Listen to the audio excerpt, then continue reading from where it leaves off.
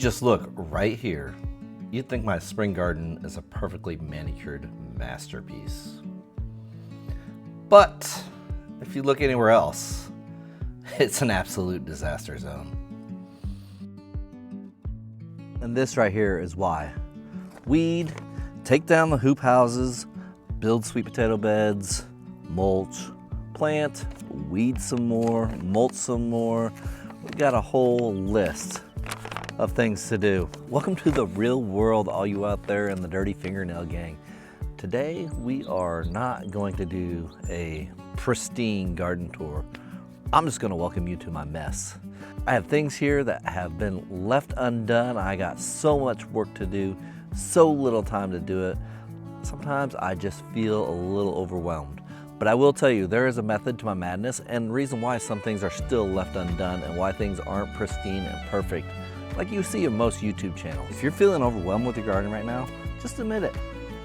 Let me know down in the comments. I am definitely feeling that overwhelming feeling right now. It's gonna be something natural. The garden is a marathon, it's not a sprint. We gotta get through this, and we can get through this together. Let's form our little group down below, and let's leave some comments, encouraging each other, let's uplift each other, and let's get this work done. Let's get started with this nice little messy tour, shall we? Now, before you judge me on anything, I have to say I did get quite a bit of work done here in the garden. There are certain tasks that need to be done in the spring that we need to work on before we get other tasks done in the spring. So I have been prioritizing things a little bit. We've been trying to get certain things done. It's been taking a little bit longer than what I thought, which as is many things. So let's go through the list of the things that I have gotten done so far in the garden. The bones of the spring garden are ready. The brassicas, garlic, and onions are all in their bed, nice, neatly mulched, weeded, fertilized, ready to go, ready to grow. I also pruned a lot of my fruit trees. I have apples, peaches, Dogal crab apple, and a pawpaw. The next thing I did was I went and I cut my grapes. I pruned my grapes down pretty heavily. I probably did about 80% of cuttings there. And then the next thing I pruned were my cold hardy kiwis. I also gave these guys a pretty relatively huge pruning. The blackberries, they're ready to go as well. I got them trellised up very nicely. I feel like this new trellis is gonna serve me very well for into the future and provide me with a big harvest. And last but not least, one of my favorite, strawberries. I got a whole new big stretch of these guys planted, so I'll have an abundance into the following years to come. So, needless to say, I got some of the essentials done, but now let's look at that list and see what I have left. It's gonna be pretty long, guys. Buckle up.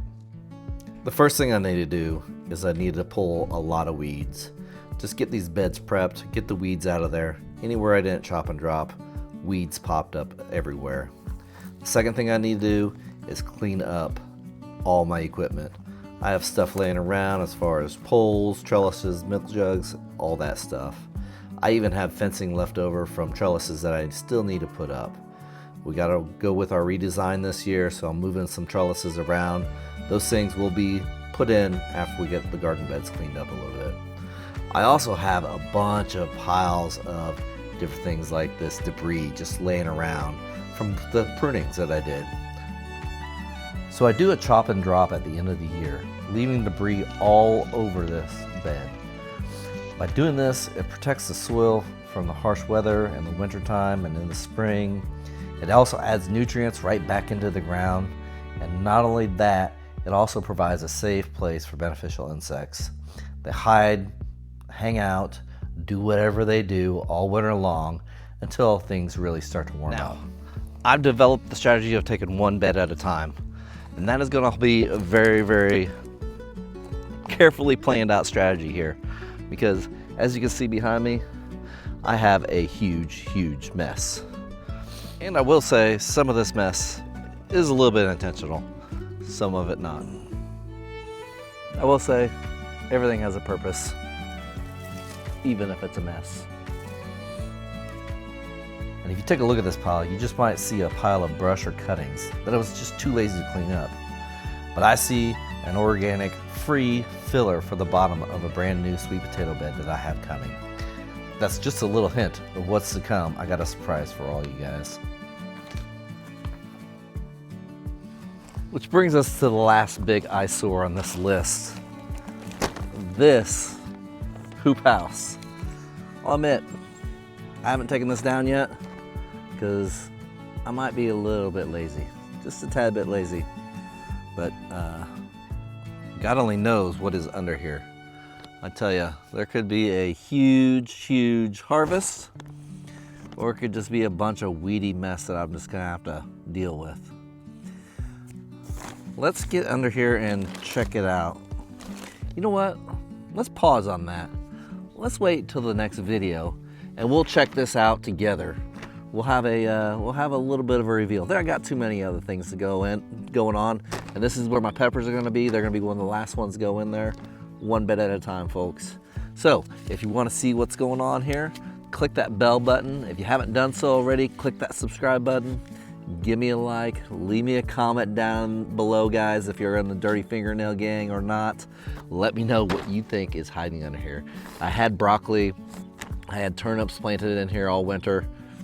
We'll see if we get a harvest out of this guy or not. Time will tell. Definitely time will tell. Cheers, guys, and God bless.